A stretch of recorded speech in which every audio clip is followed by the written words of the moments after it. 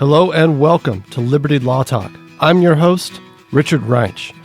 Liberty Law Talk is featured at the online journal Law and Liberty, which is available at lawliberty.org. Welcome to Liberty Law Talk. I'm Richard Reinsch.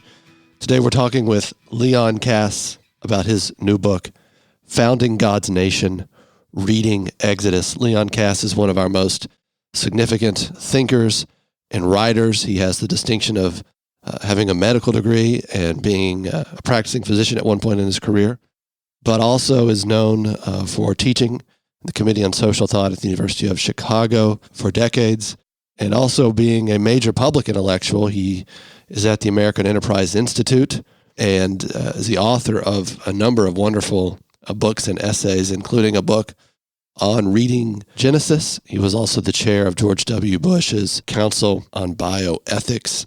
And I should also mention co-editor, along with Amy Kass and Diane Schaub, of What So Proudly We Hail, a book that American civic educators definitely need at this point. Leon Kass, thank you so much for coming on the program.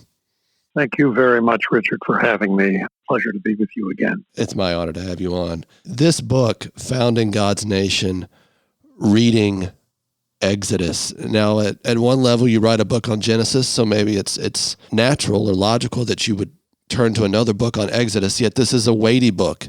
A lot of analysis, but one that pays well in reading. I can say that to all of our listeners. But why did you turn not just to reading Exodus, but wanting to write a book on it? Well, partly, as you say, Richard, it is a sequel to the book on Genesis, which, like the first book, is being read in search of its wisdom. In Genesis, we saw how after the first 11 chapters from the Garden of Eden, Cain and Abel, the flood, Noah and his sons, and Babel, where it would show us what human life would be like left to its own devices.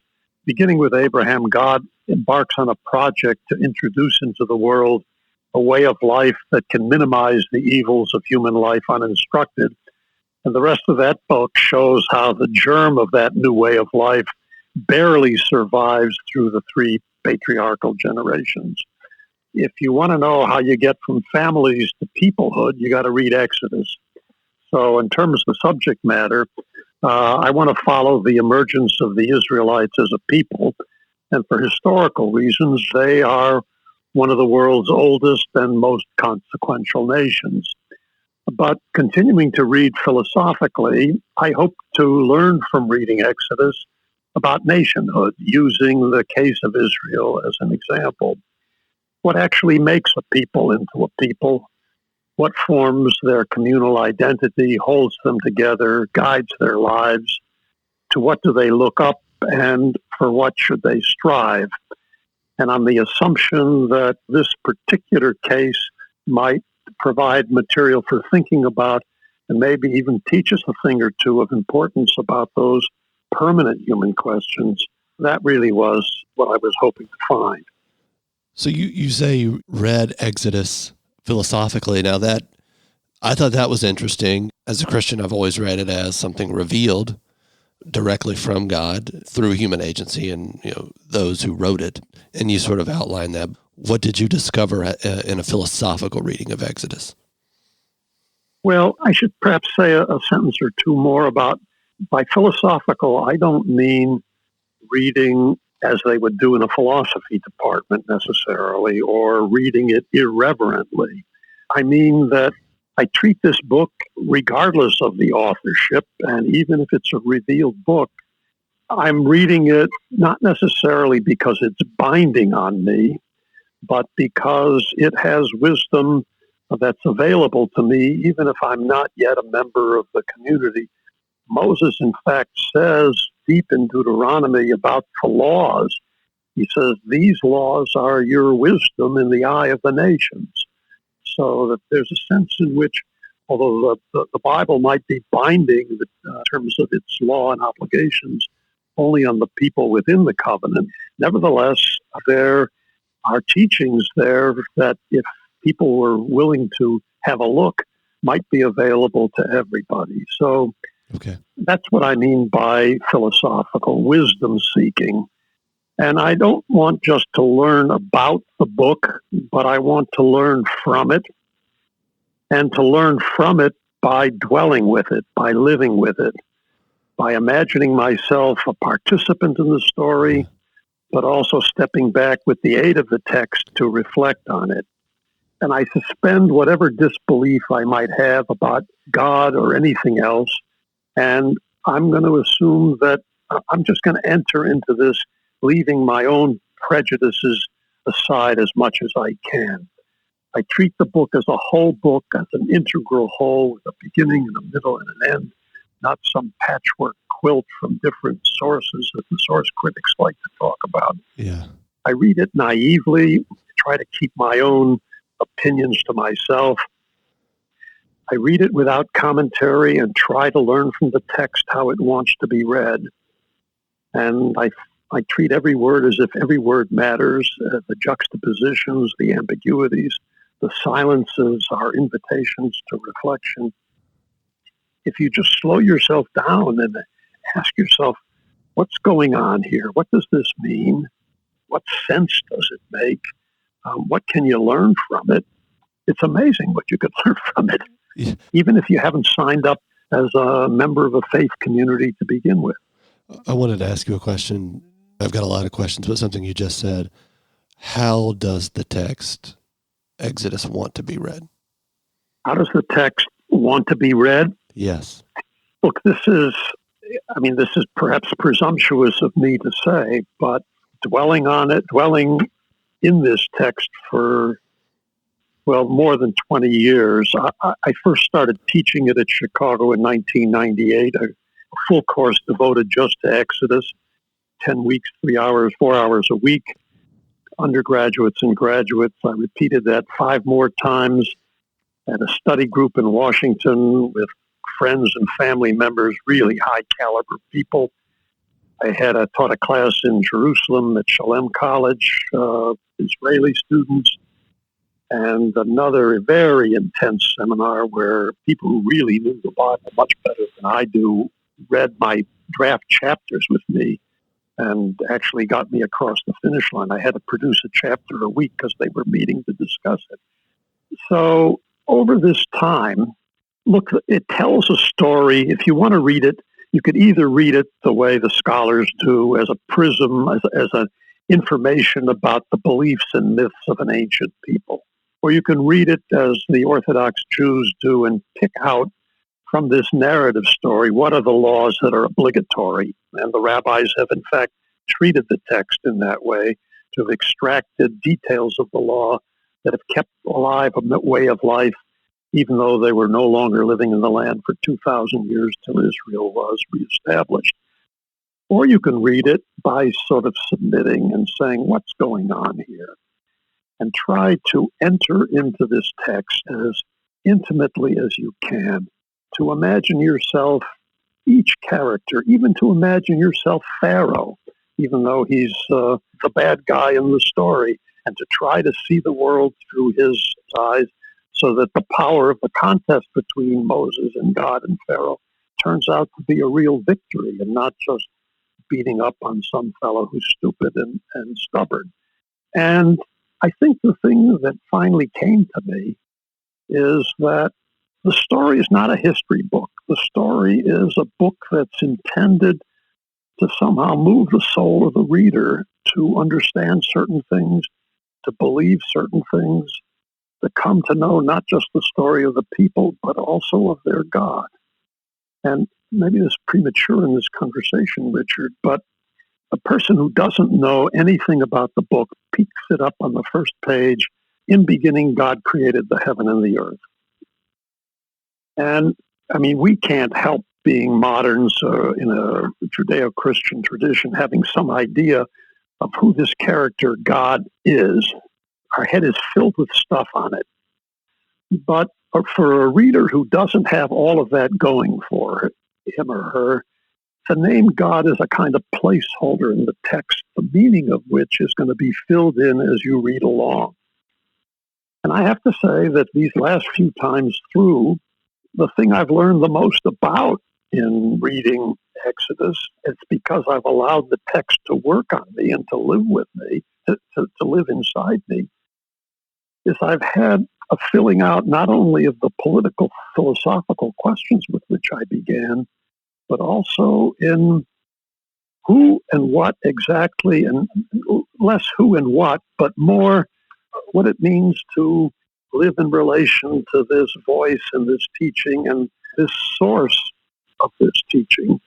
Because as God says to Moses, I will be what I will be, which is a rejection of the answer for a name that would give his essence, but basically says, you want to know who I am? Pay attention and see what I do. Yeah. And in the course of Exodus, you see what he does, and you see the effect of what he does. And when the tabernacle is erected, and you imagine yourself inside with the people, a building that you've built under his instructions so that you might have an experience of his presence in your daily life, and I imagine myself in that place, I begin to see what it might be like to acknowledge the source greater than us, a teacher who has given us our laws, etc., etc. So I think the thing that I've learned this time through, the book wants to be read by a person who imagines himself a character in the story, not one of the ones talked about, but as a living participant in this story, both through memory, but also through allowing the text to be actively at work in him. I've done that for reading Plato's dialogues. I've done it with other books. But it takes a while before you make this book as a book, not just as selected passages, but as a whole book, something that you live with and it works on you. Building on that question, I love the way you write about Moses in the book. How did you live with his example and trials in the book of Exodus? Yeah, look, this is an absolutely astounding figure. God needs a champion to bring the children of Israel out of Egypt. He doesn't find some Spartacus to lead a slave revolt. He gets himself an outsider. He's born to the Levite family, the spirited tribe. He gets an Egyptian rearing and education in the palace. The text doesn't say peep about it, but boy, it would be really interesting to know what did he study there, and it makes a difference. When you first meet him, he's a spirited defender of the underdog. He's offended by injustice. He's a passionate young man. But he also has a kind of philosophical side. He wants to know, and God catches him out of it on the curiosity side at the burning bush. Moses turns aside to see why this bush is not consumed. None of the patriarchs ask why. Moses wants to know the cause. And although he's curious, his wonder turns to awe when the voice speaks to him out of the bush and says that I am the God of your father, the God of Abraham, Isaac, and Jacob. Take off your shoes, you're standing on sacred ground. It's the most beautiful description of awe in literature that I know. And yet, Moses' philosophical disposition isn't silenced. He still wants to know God's name in the conversation there. And he takes on the job, but a very reluctant leader. So, beginning, you've got Moses, who's a spirited young man, a very philosophical man, sort of reluctant about this job, but he goes. Then you see him get on the job training with Pharaoh. He's sort of courageously holding his own in the administration of the signs and wonders known as the plague. He gains stature as God's agent, but he increasingly takes his own initiative. And at the end of the story of the plagues, when the Egyptians finally know about God, the Egyptian who's learned most about him is Moses himself. And he learns the difference between the God who is a voice in his head as he goes along the rest of his life. He's got this voice traveling with him. He learns about God as the antithesis of Egypt, and in a way as a correction of whatever philosophical teachings he picked up there. Then the next great moment is at the Sea of Reeds, after the Egyptians drown and the children of Israel now trust in God and in his servant Moses. What does Moses do with that trust? He becomes a poet, and he writes the immortal Song of the Sea, which interprets for generations to come the meaning of the event that's just been witnessed. And he teaches the Israelites that this was not a victory that I caused, but this is a victory of the Lord, the man of war, who is like you among the gods. And this is the equivalent of Lincoln at Gettysburg teaching everybody the meaning of the sacrifice and the meaning of the war. So Moses is not only philosopher and not only spirited leader, but poet and interpreter. The interesting different parts of the way you write about Moses, one of which is something that perhaps we need to learn, although when I say it, we'll automatically think authoritarianism or something, but his obedience to what he's called to do, because it doesn't happen right away. That meaning the liberation of the Israelites, but he keeps at it. And the first time he goes into Pharaoh, you point out he's arrogant. He goes in with his brother Aaron. Yep. He's arrogant, and he wants to do it his way, and he fails, and he almost loses everything, and then he has to go back and do it the way he was told by God. And I just thought obedience, I mean, I've been thinking generally obedience is something we need in appropriate ways to reconsider in our culture, but I thought that was worth mentioning. Yeah, he is obedient, but gradually, as he gets the point, he's able to embellish and act on his own, not from arrogance, but because he's gotten the spirit of it. So that there are certain things he says to Pharaoh later on that he wasn't told. And in a kind of crucial time for him, I mean, we see him, one of the great moments, and this is not generally noticed, Moses doesn't really like this people. And not without cause, they're slavish. His first encounter with them, when he tries to break up a fight between the battling Israelites, and one says to him, "Who made you a prince ruler over us? Do you want to kill us like you killed the Egyptian?" And Moses says, "These people are ungovernable," and repeated episodes of that. So he always calls them either your people when talking to God or that people. And it's only after the episode of the golden calf where he starts to plead for them against God's threat to destroy them, that he finally identifies with them and starts calling them we, my people, our people, us. And his relation to God is on an intellectual plane. He doesn't really understand why the people need, he can go 40 days and 40 nights without food and water. He doesn't understand ordinary people. But finally, he embraces them. He stands for them. And it's really one of the most beautiful moments where you see God makes him, in a way, plead for them. And as a result for pleading for them, he now owns them and owns up to being part of them. That's, in a way, the leader really becoming of the people, and not as he's in danger of being seen by them as a separate God high and above them. It's funny, as I was reading your book, I thought to myself, I've never really given that point consideration, Moses' separateness. What did you make of that? That the liberator would be separate from the people, I thought. I've never given that consideration before. The problem of political leadership could be stated sort of something like this. I mean, you start with slavery, then you move to a condition of anarchy, and then that's before the law is given, and they work on Moses' charisma. Then the law is given, and there's still hierarchy. But in the end, Moses disappears into his law, not in Exodus, but at the end of Deuteronomy. And you then have equity under the law.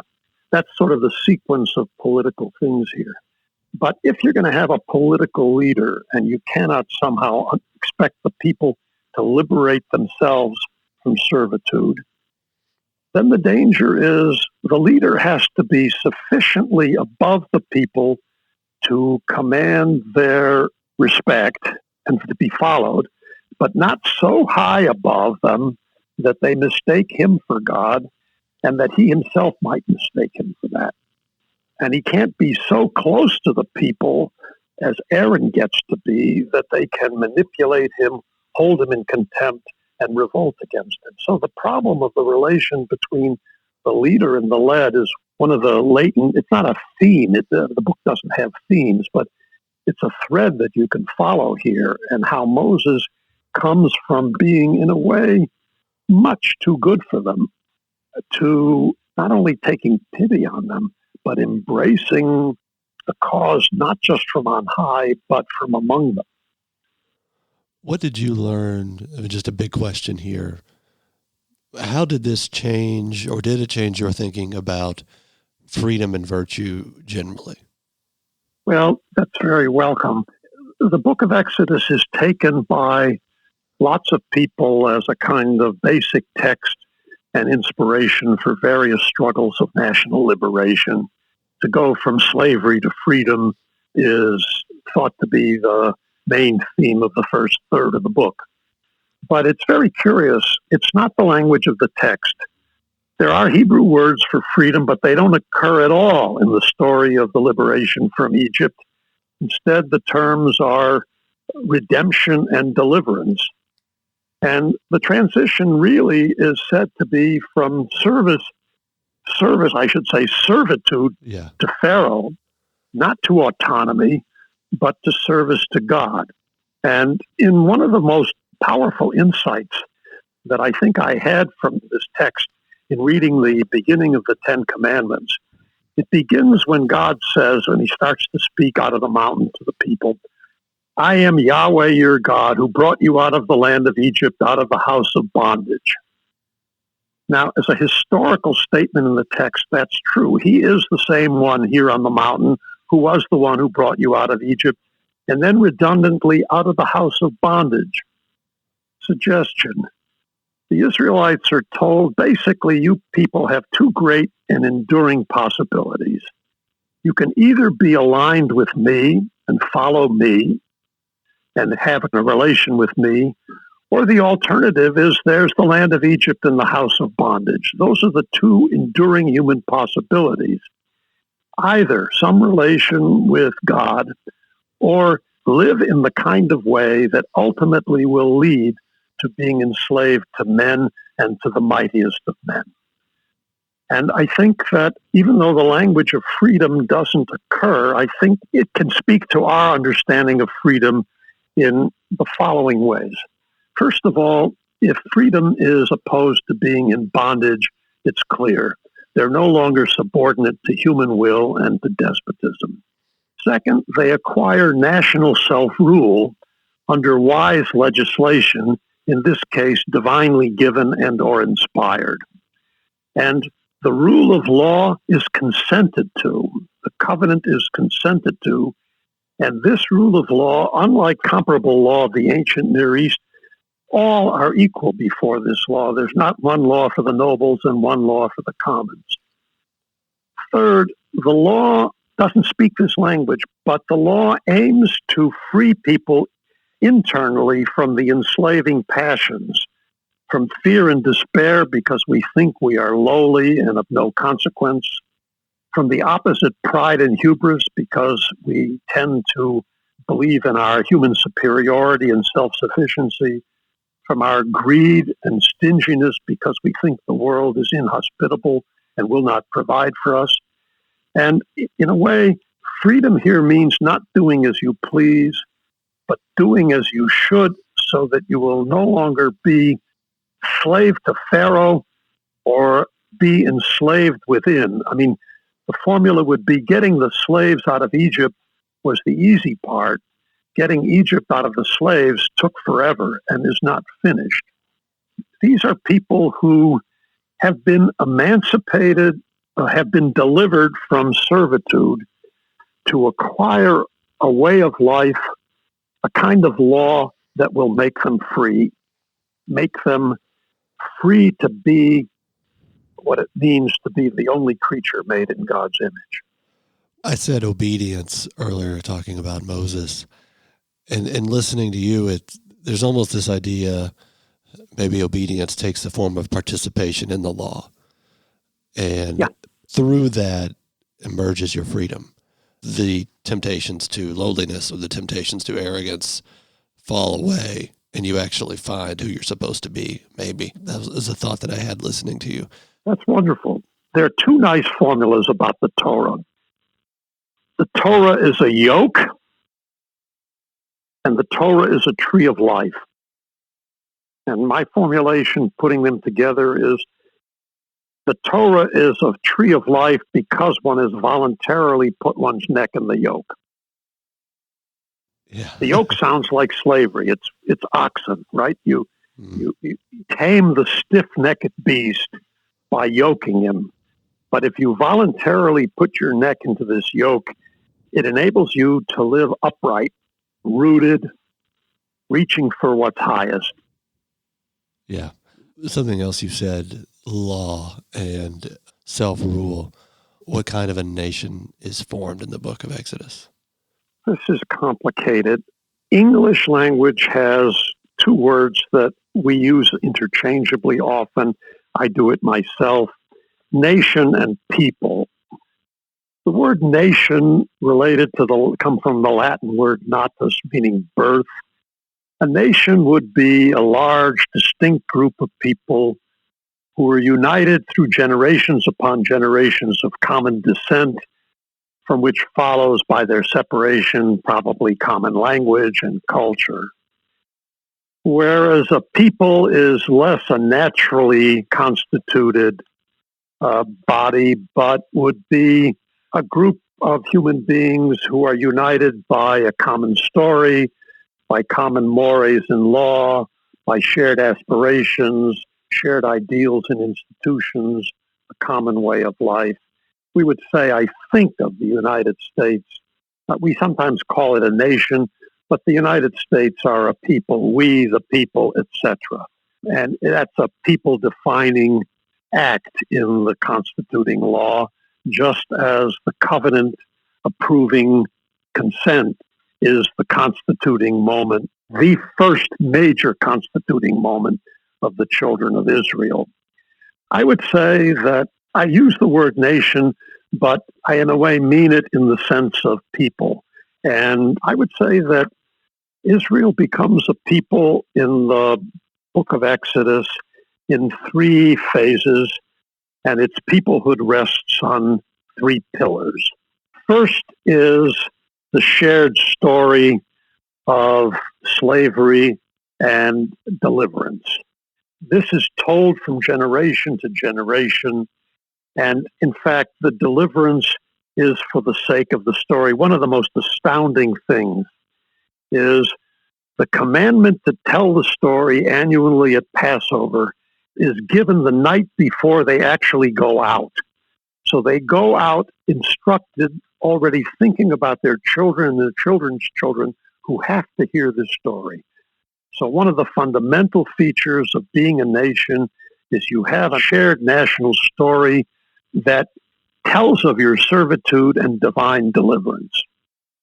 Second is they get a comprehensive law governing all aspects of life through constraint, through encouragement and uplift. That happens at Sinai, the Ten Commandments, the ordinances.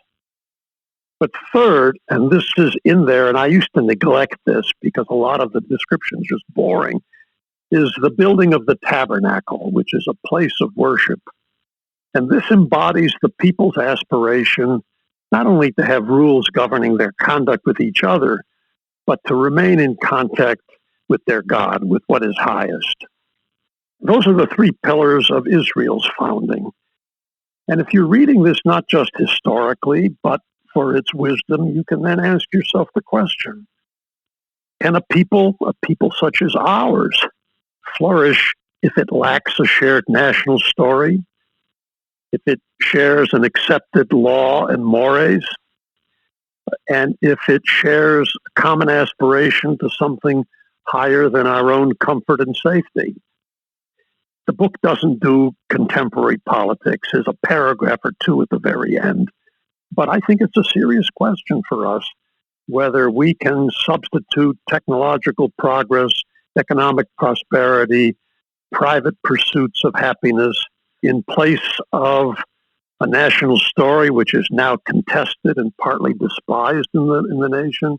Yeah. When our morals are weakened, when the national dedication is abandoned, it looks like we're in danger of losing our national fabric and submit to angry passions, technocracy, and hedonism. Reading your book, that came to mind because I think what was going on, particularly this summer when monuments were being defaced and destroyed, was something like ancient tribal warfare in the sense of we destroy your gods. We reject your gods. That's why we pull them down. That's why we rename high schools. Just reading before we got in this discussion today, a high school in San Francisco named Abraham Lincoln High School is going to have its name changed. Yeah. These sorts of things, losing your shared national story.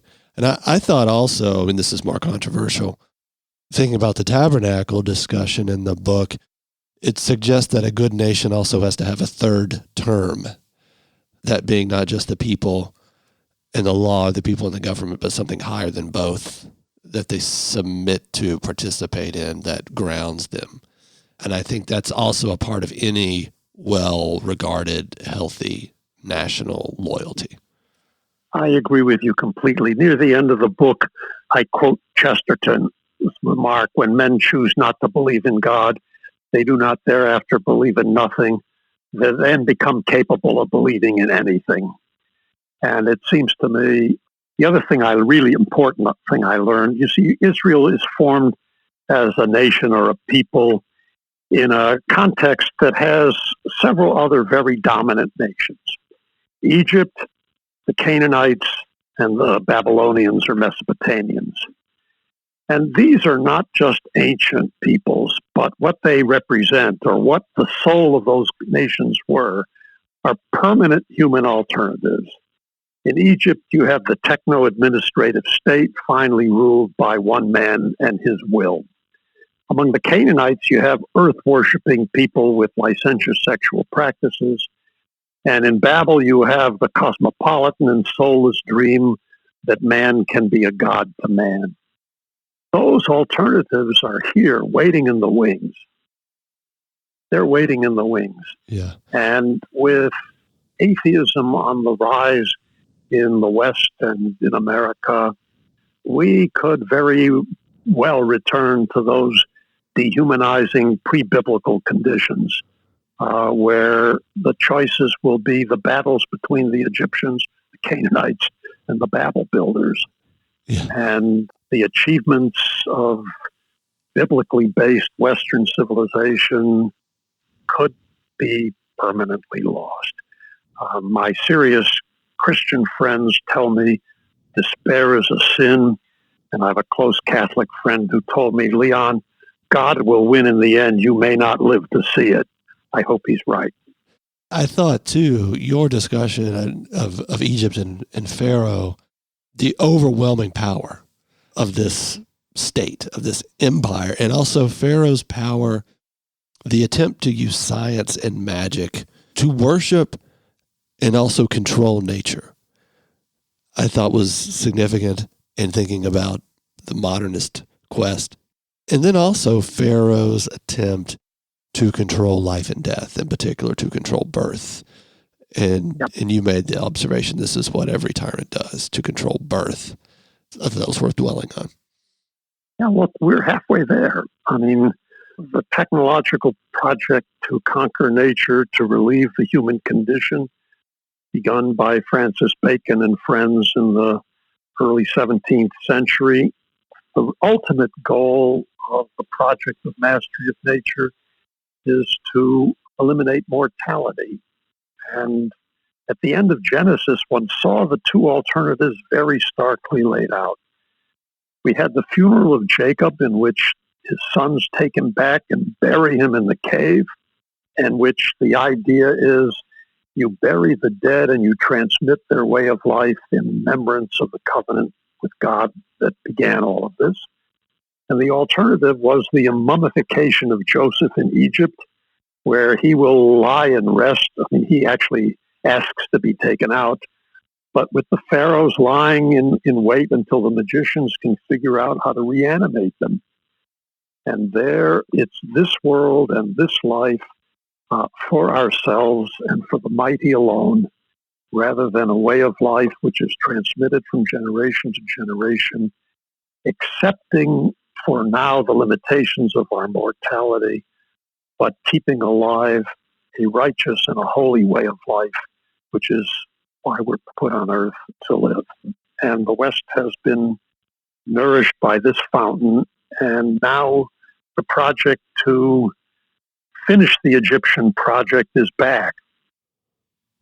Yeah. And it's doing very well. And by the way, lest I be misunderstood, only an idiot would complain about modern science in the age of COVID. God bless them. Yes. But within limitations. That's why I wanted, the modernist quest, or the notion that somehow these can relieve us of the human condition, that somehow economics or science alone or medicine alone can somehow answer the deepest questions, finally, is a source of many problems. Something else that's working in Exodus is the plagues, the visiting of the plagues on Pharaoh. And I think that to me was instructive in the sense of power meeting power, and one man's quest to use power finally defeated. And that being something that Moses and the people need to see. I thought that was worth dwelling on. It's certainly about power, by the fact that Pharaoh's magicians can only imitate 2 of the plagues, and with each passing one, everybody else in Egypt tells Pharaoh, quit, we're all going to be destroyed. And Pharaoh, strengthening his heart and refusing to give in, plays the game to the end. But the plagues are also a metaphysical contest about an attack on the gods of Egypt and finally on the highest god of all, Pharaoh himself. Pharaoh has wanted to be in command of life and death. Pharaoh finally yields when a god can come into a house and distinguish the firstborn from all the others, including in Pharaoh's own house. So there's a kind of contest not only about pure power, but the question is who's right about divinity. And that's really very, very important. Let me try to say this slightly differently. If you're simply thinking about liberation, or you're simply thinking about power politics, you will miss the fact that God says he sends these plagues into Egypt so that Egypt may know who I am. That the purpose of all of this, in a way, is knowledge. It's knowledge, and it's knowledge to begin with the Egyptians, including Moses the Egyptian, and it's finally because the greatest civilization of the world, as they're sinking into the water after the Sea of Reeds, the last thing you ever hear from Egypt in this book is, it's hopeless, the Lord fights for them. It's in a way the acknowledgement of the supremacy of the Lord God of Israel. And when the Egyptians pay that tribute, the Israelites will know it, and then the world might know it as well. So it's a kind of correction of the wrong metaphysics of the belief in nature gods on the one hand and the belief in man's godly powers on the other, that are both at issue in that contest with the plagues. Something I just wanted to circle back to here at the end. You said you taught this book for a number of years at Chicago and then in Israel. What did you discover from American students and Israeli students reading this book? I had a class of mixed religious and non-religious kids in both places, actually. Yeah. There were a small number of students in the American classes who were reared on the Bible, including a couple of evangelical Protestants who they really knew the book. And I learned from them because they pushed me on this or that or showed me things that I hadn't yet seen. But they were willing to enter into my wisdom-seeking reading. In Israel, there were religious kids who had read the Bible from childhood. They read it with commentators. They never read it as a whole book. The favorite practice is to find passages and dilate upon them for their for their teaching, for their law, for their wisdom, but that there could be a coherent sort of political teaching through the book as a whole. That they had not done before. And what I was doing was strange. And I was also teaching in English, and some of them didn't have adequate English. But it turned out, in certain personal terms, the teaching of this text in Israel was just an extraordinary experience. I can't find the right words. I'm teaching the founding text of the Jewish people to really admirable, noble young people. All of them had done national service before coming to college. And I'm reading it in Jerusalem, in a reborn land of the people after 2,000 years of dispersion, kept alive only by adherence to this book and the ones written on top of it. And they're reading it and speaking a language which until 100 years ago had not been spoken in public in everyday life anywhere in the world for 2,000 years. And I have this privilege to do this, age 77. As I said to myself, and I think I say it in the book, even an atheist would have to think this was a miracle. It was as if I was on a kind of journey to have this experience, to teach this book in this place to these people at this time of my life, and that there was still something of me for me to see and learn. Teaching was frustrating, but I couldn't shake this feeling that this was a kind of destined experience for me, and it moved me immensely and has still. Well, maybe we can end there. That was excellent. Leon Kass, thank you so much. We've been talking with the author of Founding God's Nation, Reading Exodus. Thank you for coming. Thanks very much, Richard. This is Richard Reinsch. You've been listening to another episode of Liberty Law Talk, available at lawliberty.org.